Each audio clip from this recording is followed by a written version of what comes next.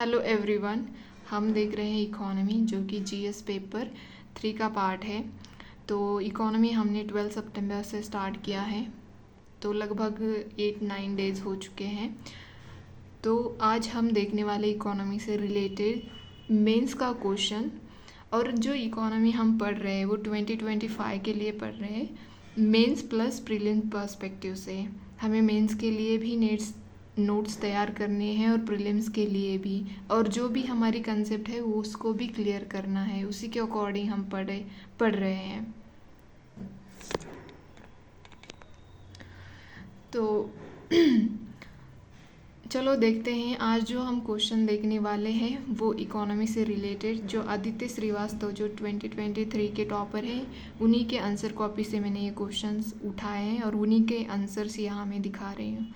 ये question answer दिखाने का मतलब क्या होता है, इसके पीछे का उद्देश्य क्या है।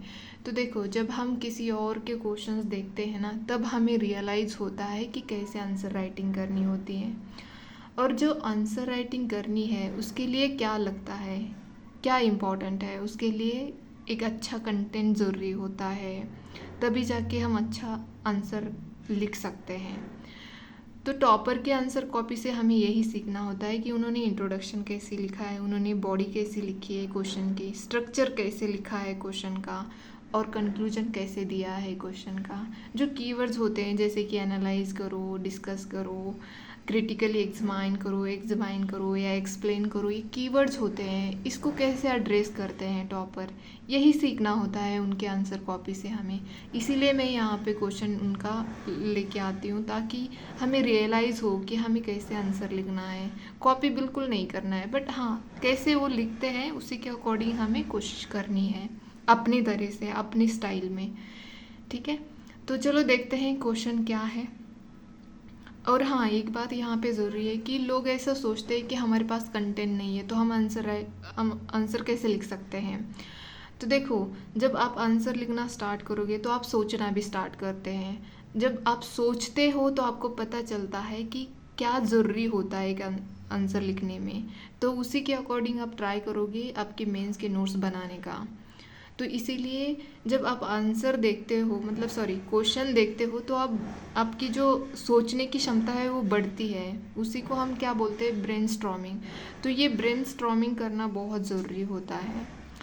तो चलो देखते हैं क्वेश्चन ये है कि ये काफ़ी न्यूज़ में भी है, क्योंकि अब ट्रम्प जब इलेक्शन के लिए खड़े हुए हैं तो उन्होंने ये डी डॉलराइजेशन के ऊपर भी बात की है। कि उन्होंने बोला कि अगर यूएस डॉलर यूज़ नहीं करते हो तो आपके ऊपर, अगर कोई कंट्री यूएस डॉलर में अगर ट्रेड नहीं करती है तो उसके ऊपर 100% टैरिफ लगाया जाएगा।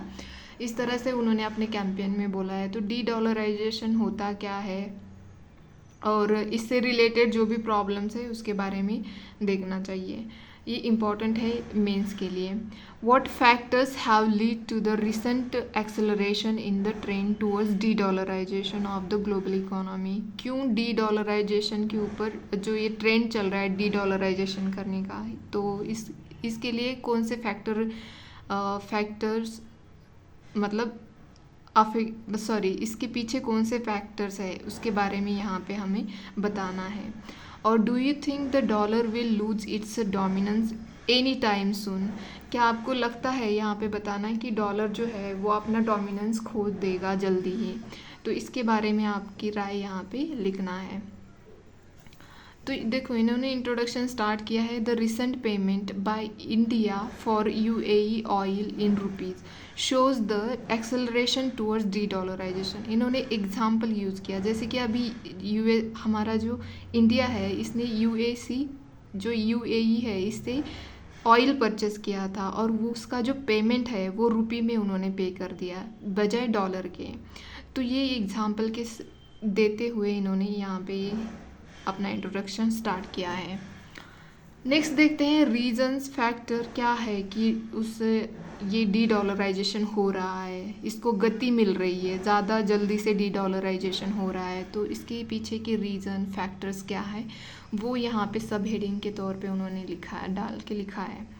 तो यहाँ पे इसका रीज़न ये दिया है इन्होंने कि Russian war in Ukraine and जो weaponisation of trade in dollar, मतलब जो ये स्विफ्ट जो है एक बैंक, इससे एक माध्यम था, इससे सारे बैंक कनेक्ट होते थे और उसके द्वारा जो पेमेंट होती थी, जो भी ट्रेड होता है उसका पेमेंट जो होता था उसके इस माध्यम के द्वारा किया जाता था।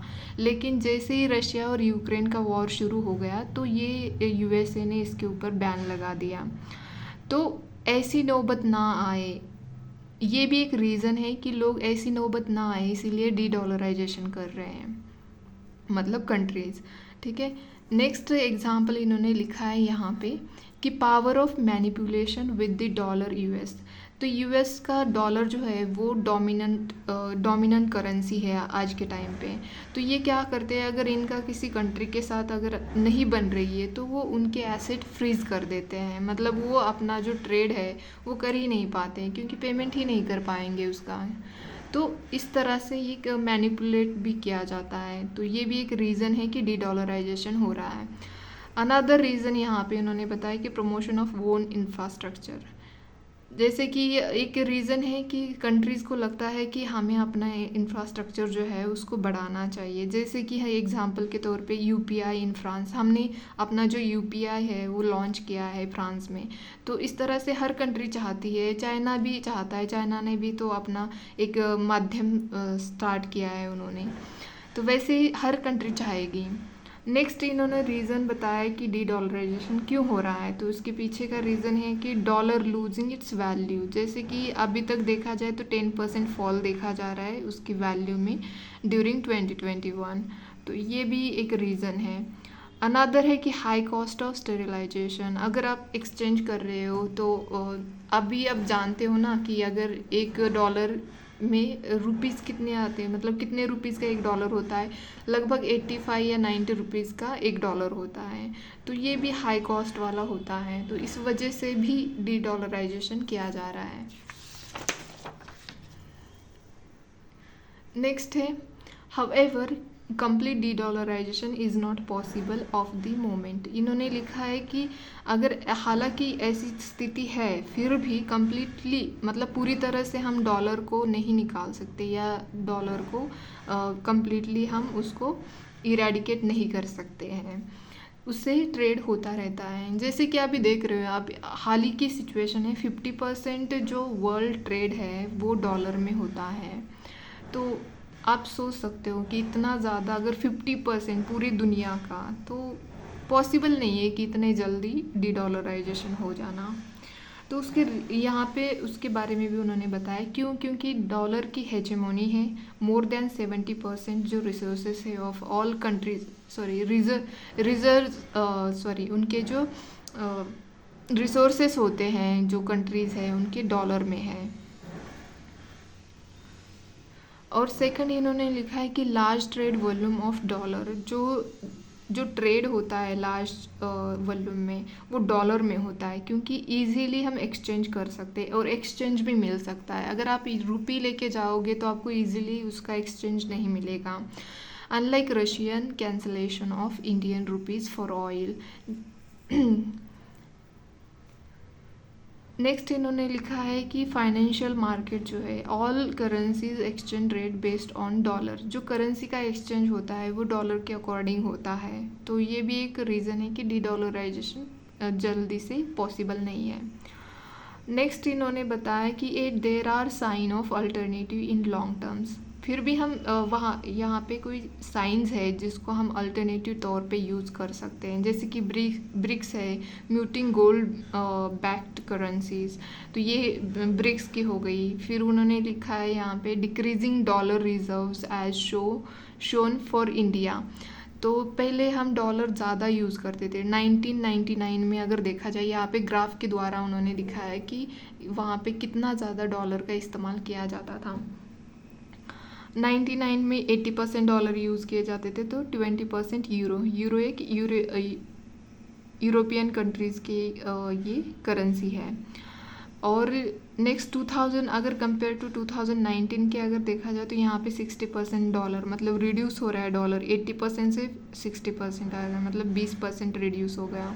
और 30% यूरो का इस्तेमाल हो रहा है, मतलब 10% यहाँ पे बढ़ गया। तो इस तरह से डिक्रीज़ हो रहा है डॉलर का रिजर्व्स। सो नेक्स्ट इन्होंने लिखा है थर्ड में, increasing Chinese push for yuan. जो चाइनीज़ की करेंसी है युआन, इसका इस्तेमाल ज़्यादा बढ़ रहा है क्योंकि चाइना इसको पुश कर रहा है कि हमारी मतलब जो करेंसी है उसका डोमिनेंस बढ़े। जैसे कि India paid for Russian oil, क्योंकि इंडिया ने रुपी लेने से मना किया था, तो अब हम ऑयल को कैसे परचेस करें फिर रशिया से, तो हमने युआन पे करके ऑयल परचेस किया था। तो ये एक एग्जाम्पल के तौर पे यहाँ पे लिखा है उन्होंने। नेक्स्ट है, it we need to be wary of the new currency emerging since it can lead to trade slow down. हमें फिर भी सावधान रहना चाहिए, इससे ये भी हो सकता है कि मतलब ट्रेड जो है वो स्लो डाउन भी हो सकता है, इन्होंने लास्ट में कंक्लूड किया है। तो बहुत ही अच्छे तरीके से और ब्रीफली इन्होंने अपना आंसर लिखा है विथ एग्जांपल्स। तो हमें भी ऐसे ही ट्राई करना चाहिए कि फैक्ट्स यूज़ करना चाहिए, एग्जांपल यूज़ करनी चाहिए, कमिटीज़ यूज़ करनी चाहिए, और जैसे जैसे आप लिखोगे आपको रियलाइज़ होगा कि कैसे आंसर बेटर बना सकते हैं। ठीक है, नेक्स्ट देखते हैं क्वेश्चन, इन्हीं का है, जो आदित्य सर हैं इन्हीं का है। वैसे एनिमेश सर के भी आंसर बहुत अच्छे हैं, उनके अगर आप फॉलो कर सो जीएस के उनके आंसर देखना, उन्होंने बहुत अच्छे से लिखा है।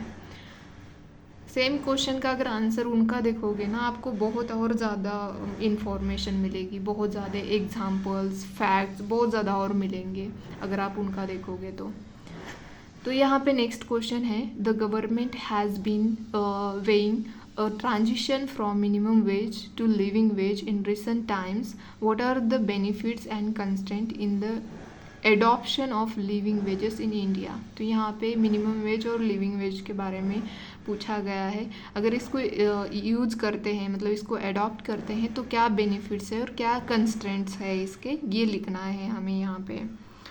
ठीक है, तो चलो देखते हैं। इन्होंने स्टार्ट किया है स्टैंडिंग कमेटी जो है उससे इनका इंट्रोडक्शन स्टार्ट किया। इन्होंने लिखा है कि parliamentary standing committee recently observe that the minimum wages in India are leading to cheapening of labour too low. अगर ये कमेटी ने बोला गया है कि मिनिमम वेजेस को ऑब्जर्व किया है इसने, अगर ये आती है तो इससे क्या होगा, जो लेबर है वो बहुत ही चीप मिलेगा और इसके जो मिनिमम वेजेस है वो भी लो होंगे। तो ये यहाँ पे उन्होंने इंट्रोडक्शन स्टार्ट किया है। नेक्स्ट इन्होंने लिखा है कि इन दिस लाइट, इसी के तौर पे, there is a need to transition from minimum wages to living wages for following benefits. तो मिनिमम वेजेस से क्या करना चाहिए, लिविंग वेजेस पे जाना चाहिए, और उसके क्या बेनिफिट्स है वो नीचे उन्होंने लिखे हैं। तो यहाँ पे upholding the constitutional morality of article 41, article 41 का इस्तेमाल किया है इन्होंने। अगर कॉन्स्टिट्यूशनल मोरालिटी को सपोर्ट करते हैं, जैसे कि आर्टिकल 41 में लिखा गया है कि provide good standard of life, तो इसको प्रोवाइड मतलब अगर लिविंग वेजेस को हम सपोर्ट करते हैं तो जो लोगों की लाइफ स्टैंडर्ड है वो अच्छी बन सकती है। नेक्स्ट इसका बेनिफिट यही है कि इरेडिकेट पावर्टी जो है उसको मतलब उसको ख़त्म किया जा सकता है। स्टिल एट 22%, MPI रिपोर्ट जो है उसके अकॉर्डिंग 22% पावर्टी है। अगर हमें अचीव भी करना है SDG गोल जो 1 है, नो पावर्टी, वो 2030 तक हमें अचीव करना है, तो इसमें भी हेल्प होगी अगर हम लिविंग वेजेस के ऊपर चले जाते हैं, तो मतलब मिनिमम वेजेस से लिविंग वेजेस के ऊपर चलते हैं। तो थर्ड लिखा है यहाँ पे, थर्ड ये है कि बिल्ड ह्यूमन कैपिटल। आपको पता होना चाहिए ह्यूमन कैपिटल, सोशल कैपिटल, तो ये जो टर्म्स है इनका मीनिंग पता होना चाहिए। तो जो ये ह्यूमन कैपिटल मतलब जो पीपल्स होते हैं उनको स्किल प्रोवाइड करना, तो इनसे क्या होगा, एक ह्यूमन कैपिटल जनरेट होगा। और ये क्या करेंगे, by breaking the cycle of deprivation. अगर इनके पास स्किल होगी लोगों के पास, तो वो अच्छा खासा काम करेंगे, तो उनके पास पैसे आएंगे, तो उनका लिविंग स्टैंडर्ड ऑटोमेटिकली अच्छा बनेगा। तो एजुकेशन, सैनिटाइजेशन, इस चीज़ों में मतलब इम्प्रूवमेंट दिखाई देगा। जैसे कि ये ये डिप्राइवेशन की जो ये साइकिल है इसको ब्रेक किया जा सकता है। जैसे कि पावर्टी क्यों आती है, पावर्टी क्यों होती है, क्योंकि लो एजुकेशन होता है, लो एम्प्लॉयबिलिटी होती है, लो वेजेस होते हैं, तो इससे क्या होती है पावर्टी। ये जो साइकिल है आप कहीं जहाँ पे भी आपको अनएम्प्लॉयमेंट पावर्टी से रिलेटेड आता है वो ये आप साइकिल यूज़ कर सकते हो वहाँ पे आंसर में, आपका आंसर बेहतर दिखेगा। तो ये इन्होंने इस्तेमाल किया है यहाँ पे। 4 लिखा है promote a good access to health and education. अगर लिविंग वेजेस हम प्रोवाइड करते हैं तो इससे बेनिफिट क्या होगा कि जो एजुकेशन है, हेल्थ है, इसका एक्सेस मिलेगा, लोग अच्छा खासा एजुकेट बनेंगे, उनके अंदर लिटरेसी आएगी तो उनको पता होगा कि स्किल लेना चाहिए और फिर जॉब भी वो अच्छी खासी करेंगे तो उनके पास पैसे भी अच्छे खासे आएंगे। एज़ पर तेंदुलकर कमेटी का इस्तेमाल यहाँ पे उन्होंने किया है। जैसे तेंदुलकर कमेटी ने ये बात कही थी कि promote a good access to health and education, तो यहाँ पे उन्होंने ये इस्तेमाल किया। नेक्स्ट लिखा है lead to better social capital. जैसे कि मैंने अभी बोला था ह्यूमन कैपिटल है, सोशल कैपिटल है, तो इसके मीनिंग पता होने चाहिए। एंड इवेंचुअली जो डेमोग्राफिक डिविडेंड है उसका अच्छा खासा हम इस्तेमाल कर सकते हैं कंट्री के जीडीपी और कंट्री को ग्रो करने में भी। ठीक है, तो नेक्स्ट 6 पॉइंट इन्होंने लिखा है reduce government expenditure on welfare. जो देखो लोग अवेयर होंगे, उनके पास एजुकेशन है, स्किल है, तो गवर्नमेंट को जो एक्सपेंडिचर करना होता है वो कम हो जाएगा, जो बर्डन है गवर्नमेंट का वो कम हो जाएगा, मोर कैपिटल इन्वेस्टमेंट होगी। तो नेक्स्ट इन्होंने लिखा है कि however there are numerous challenges. यहाँ पे बहुत सारे चैलेंजेस है, उसमें से इन्होंने लिखा है कि backlash from private players due to increase in cost. तो ये यहाँ पे एक चैलेंजेस है। Next reducing investment can lead to FDI outflow. जब अगर इन्वेस्टमेंट नहीं कर पाते हो आप तो जो एफडीआई आती है मतलब फॉरेन डायरेक्ट इन्वेस्टमेंट आती है वो कम हो जाएगी। 90% इनफॉर्मल लेबर सेगमेंट्स है हमारे इंडिया में। इनफॉर्मल मतलब जो गवर्नमेंट जॉब नहीं है, जिस फॉर्मल ये गवर्नमेंट वाले जो जॉब होते हैं उसको फॉर्मल बोला जाता है, इनफॉर्मल मतलब प्राइवेट सेक्टर में जो जॉब करते हैं उसको इनफॉर्मल बोला जाता है। तो 90% इनफॉर्मल लेबर सेगमेंट है इंडिया में। And rely following the guidelines at minimum wages only. जो मिनिमम वेजेस है उसी के ऊपर ये रिलाई करते हैं। नेक्स्ट चैलेंज ये है कि एक्सपैंडिंग गिग इकोनॉमी, जो blurring the lines daily to hourly as per ride wages. आपको तो पता है गिग इकोनॉमी जैसे कि स्विगी में काम करते हैं, जोमेटो में काम करते हैं, वो लोग जो है उसको हम गिग इकोनॉमी में कंसिडर करते हैं। एक चैलेंज है क्योंकि उनको डेली और आवरली बेस पे पैसे मिलते हैं। लैक ऑफ गवर्नमेंट एनफोर्समेंट, जो गवर्नमेंट का एनफोर्समेंट है वो कम है। और नेक्स्ट उन्होंने बोला है कि लैक ऑफ बजटरी बैंडविड्थ जो है टू सपोर्ट द ट्रांजिशन को सपोर्ट करने के लिए बजट इतना अच्छा खासा नहीं होता है। नेक्स्ट इन्होंने लिखा है कि इन दिस लाइट मतलब ये जो चैलेंजेस है उसको कैसे हम इम्प्रूव कर सकते हैं। Following step can help improve living conditions. तो अर्बन एम्प्लॉयमेंट गारंटी स्कीम चला सकते हैं, जैसे कि उड़ीसा में भी चलाई है, मुक्ता स्कीम जो है वो उड़ीसा में चलाई गई। इस तरह की स्कीम भी ला सकते हैं जिससे लिविंग कंडीशन जो है वो इम्प्रूव हो जाएगी। और नेक्स्ट इन्होंने लिखा है कि expand social security. Social security जो होती है उसको एक्सपैंड कर सकते हैं टू ऑल लेवरेज। जैसे कि ये राइस ये फ्रेमवर्क है जो नीति आयोग का, उन्होंने बोला था कि एक्सपेंड करना चाहिए सोशल सिक्योरिटी, तो इससे भी हम लिविंग कंडीशन जो है उसको इम्प्रूव कर सकते हैं। स्किलिंग ऑफ ऑल लेबर, जैसे कि शारदा प्रसाद कमेटी है उन्होंने बोला था कि जो लेबर है उनकी स्किलिंग बढ़ानी चाहिए, तो इससे भी उनकी जो कंडीशन है लिविंग कंडीशन है वो इम्प्रूव हो सकती है। नेक्स्ट लिखा है यहाँ पे उन्होंने, मतलब मैंने अपने हैंड राइटिंग में लिखा है, उन्हीं का है ये आंसर। तो यहाँ पे 4 लिखा है कि job creation via MSME reforms. MSME को रिफॉर्म करके जॉब क्रिएट कर सकते हैं, ये यूके सिन्हा कमेटी ने बोला था। और living wages via collaboration with platform in gig economy. तो जो लिविंग वेजेस है तो इसको हम कैसे बढ़ा सकते हैं, कोलैबोरेशन करके गिग इकोनॉमी के साथ। जो गवर्नमेंट है can provide different wages, incentive provide कर सकता है basically government. More labour and employer on Asim portal. ये असिम पोर्टल जो है इसके द्वारा स्किल प्रोवाइड की जाती है वर्कर्स को, जो वो काम करना चाहते हैं उससे रिलेटेड स्किल दी जाती है उनको। So this would help to improve the living condition as we move to 5 trillion dollar economy. तो इन्होंने यहाँ पे 5 ट्रिलियन डॉलर इकोनॉमी का जिक्र किया है, जिसको हमें अगर हमारी इकोनॉमी 5 ट्रिलियन बनानी है तो हमें लिविंग कंडीशन भी है उसको इम्प्रूव करना चाहिए। और ये जो रिकमेंडेशन दी है कमेटी ने और ये हेल्प करेगी, इस तरह से इन्होंने अपना कंक्लूजन लिखा है।